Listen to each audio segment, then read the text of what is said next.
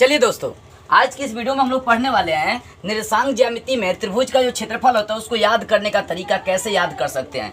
कई बार बच्चों को देखी जाती है कि ये सूत्र याद ही नहीं होता। बच्चे बोलते हैं कि बहुत लंबा सूत्र है, बहुत टॉप सूत्र है, लेकिन मैं इस सूत्र को याद करने का 2 से 3 तरीका आपको बताऊंगा। जो आपको आसान पड़े उसको बेटर से आप याद कर लीजिएगा। चलिए देखिए, तो त्रिभुज का क्षेत्रफल पहले तो आपको मालूम होना चाहिए कि ये होता है निर्देशांक ज्यामिति में, कोऑर्डिनेट ज्योमेट्री में त्रिभुज का क्षेत्रफल होता है 1/2 इंटू x1 इंटू y2 घटाओ y3 अब प्लस x2 इंटू y3 घटाओ y1 अब प्लस x3 इंटू y1 घटाओ y2 होता है। अब इसको याद कैसे करेंगे? तो देखिए दोस्तों, याद करने का 2 से 3 तरीका मैं आपको बता रहा हूँ।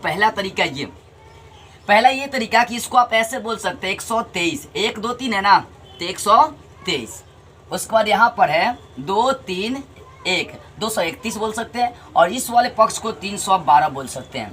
अब कहेंगे कैसे? तो इसका जो पहला एलिमेंट्स है वो x1 y1 और x1 x2 और y3 से बिलोंग्स करेगा। ये किससे बिलोंग करेगा? x1 से। ये बिलोंग्स करेगा किससे?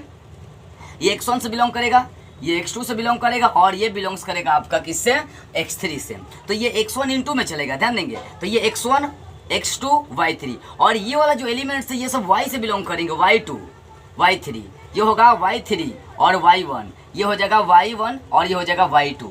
ध्यान देने वाली बात आ रही है। यहाँ से सूत्र देखिए मैं बनाकर दिखा रहा हूँ आपको, समझे ना। 1/2 इंटू में होता है, ये तो आपको याद होनी चाहिए। पहला एलिमेंट्स 123 की बात करते हैं तो यहाँ पर पहला जो 1 है वो दर्शाएगा x1 को, उसके बाद 2 3 है, यहाँ से y1 y के रूप में चलेंगे, y2 घटाओ y3, तो 123 हो गया। फिर प्लस देंगे। अब अगला एलिमेंट्स क्या है? x2 है, एक मतलब 2 है तो वहाँ पे x2 दर्शा देंगे, और 3 1 है तो इसका मतलब y3 घटाओ y1, ठीक है।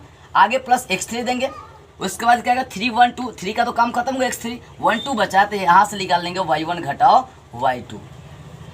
तो ऐसे भी आप क्या कर सकते हैं? त्रिभुज का क्षेत्रफल याद कर सकते हैं। आपको बस इतना याद रखना है, 123, 231 और 312 ये नंबर याद होगी, तो इसके सहारे आप क्या कर सकते हैं? इस सूत्र को, त्रिभुज का क्षेत्रफल के सूत्र को आप याद कर सकते हैं। तो नंबर क्या क्या याद करेंगे? पहले तरीके के अनुसार 123, 231 और 312 आपको याद होनी चाहिए। यदि ऐसे भी नहीं होता है तो सिर्फ आप इतना याद रखेंगे, ये अंदर वाले वैल्यू को, क्योंकि आपको मालूम है कि इनटू में x1 x2 y3 होता है, तो आप इस वैल्यू को भी छोड़ सकते हैं। x1 x2 और y3 को छोड़कर आप अंदर वाले इसके वैल्यू को याद करें। 23, 2 3 है ना, 23, आगे क्या है? 31, और आगे क्या है? 12, 1 2 है ना, तो 12। तो आप ये वाले सूत्र भी याद रखेंगे ना, ये वाला मान 23 31 12, क्योंकि 6 अंक तो आपको आसानी से याद होनी चाहिए ना। 23 31 12 यदि याद रखते हैं तो आप यहाँ पे x1, यहाँ पे x2 और यहाँ पे x3 इंटू में लगाकर सूत्र बना लेंगे। क्योंकि 2 3 का मतलब y2 घटाओ y3, 3 1 का मतलब y3 घटाओ y1, और 1 2 का मतलब y1 घटाओ y2, ठीक है ना। इंटू में यहाँ पर x1, यहाँ पर x2 और यहाँ पर क्या लगा देंगे? x3।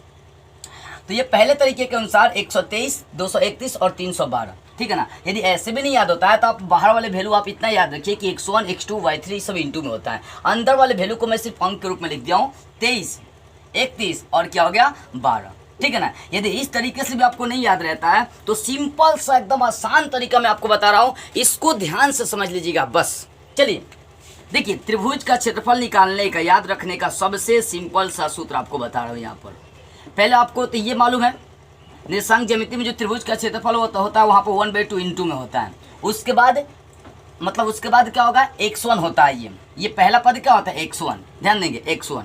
अब यहीं से समस्या बन जाती है कि क्या लिखें। तो ये मालूम चलिए कि पहला पद x1 होता है, उसके बाद y वाला पद चलता है घटाव में।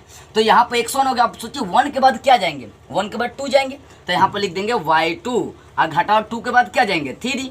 लाइन से चलना बस, 1 2 3, तो x1 हो गया। उसके बाद इंटू में चलेंगे y वाला पद, तो y2 घटाओ y1, यहाँ पर 1 है तो 1 के बाद 2, और 2 के बाद क्या हो जाएगा? 3। इसका काम खत्म हो गया। आगे प्लस देंगे। अब x1 का काम खत्म हो गया, तब x2 पर चलेंगे। तो यहाँ पर ध्यान देंगे x2 है, मतलब मान 2 वाला, तो 2 के बाद क्या आता है? 3, तो यहाँ पर चलेगा y3। अब बताइए 3 के बाद क्या 4 आपने निर्देशांक लिए? क्या x1 x4 y4 लिए हैं? नहीं लिए हैं। तो 3 के बाद फिर कहाँ? शुरू से आ जाएंगे, मतलब यहाँ पर हो जाएगा y1। x2 ले लिए तो 2 के बाद 3 चलेंगे तो y3। अब 3 के बाद कोई अंक तो आप लिए नहीं, 3 के बाद फिर 1 पर ही आना पड़ेगा, तो y3 घटाओ क्या हो जाएगा? y1। तो x2 का काम खत्म हो गया। ऐसे ही x3 वाला पद चलेंगे, तो x3 में क्या होगा? x3, ध्यान देंगे 3 के बाद क्या अंक आएगा? 4। तो 4 वाला तो इसमें निर्देशांक हम लोग लिए नहीं है, x4 y4 लिए नहीं है। इस कारण से क्या करेंगे? x3 के बाद शुरू से स्टार्ट कर देंगे, यहाँ पर हो जाएगा y1। फिर घटाओ 1 के बाद क्या चले जाएंगे? y2 हो जाएगा। तो इस तरह से आप सूत्र याद कर सकते हैं। एक बार और समझिए, x1 ले लिए तो 1 के बाद 2 और 3 होगा, तो y2 घटा y3। फिर x2 ले लिए तो x2 के बाद क्या हो जाएगा y3, और y3 के बाद y4 नहीं लिखेंगे क्योंकि y4 वाला निर्देशांक हम लोग लिए नहीं है, तो y3 के बाद स्टार्टिंग करेंगे y1। आगे चलते हैं, x2 का काम खत्म, x3 के देखते हैं। तो x3 वाले में क्या होगा कि x3 के बाद हम लोग 4 पर नहीं जा सकते, 3 है तो 3 के बाद 4 वाला निर्देशांक उठा ही नहीं है, तो फिर स्टार्टिंग करेंगे y1 और फिर 1 के बाद क्या हो जाएगा y2, घटा देंगे y1 घटाओ y2। तो इस तरह से आप क्या कर सकते हैं, निर्देशांक ज्यामिति में त्रिभुज का क्षेत्रफल आसानी से याद कर सकते हैं। तो आई होप आपको ये सूत्र और याद करने का तरीका आपको बेटर से समझ में आई होगी। तो बस आज की इस वीडियो में इतना ही। अगले वीडियो में एक नई टॉपिक के साथ हम लोग फिर मिलेंगे।